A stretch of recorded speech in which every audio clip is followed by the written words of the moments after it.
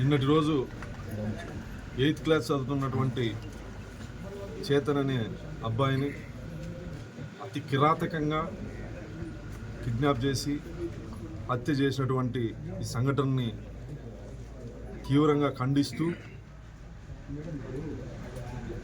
ఈ అఘాయిత్యానికి పాల్పడినటువంటి దుర్మార్గుణ్ణి జిల్లా ఎస్పీ గారి ఆధ్వర్యంలో పెనుగొండ డిఎస్పీ గారు సబ్ ఇన్స్పెక్టర్ గారు గంటల వ్యవధిలోనే అదుపులోకి తీసుకోవడం,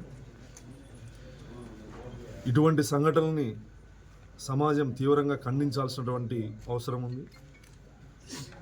చిన్న పిల్లవాడిని అతి కిరాతకంగా హత్య చేసినటువంటి ఈ దుర్మార్గమైనటువంటి సంఘటనని ప్రతి ఒక్కరు ఖండించాలి.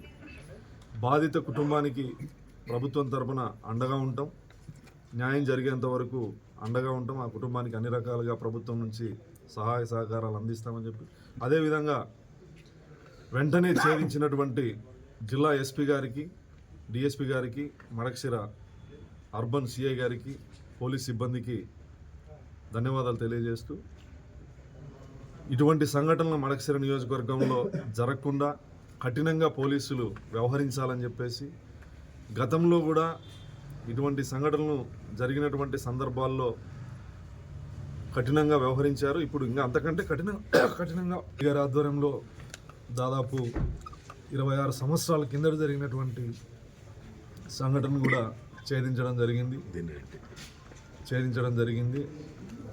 జిల్లా ఎస్పీ గారిని, పోలీస్ సిబ్బందిని మనస్ఫూర్తిగా అభినందిస్తూ, ఏదైతే చేతన్ కుటుంబం ఉందో ఆ కుటుంబానికి అన్ని రకాలుగా అండగా ఉంటామని సందర్భంగా తెలియజేస్తున్నాను.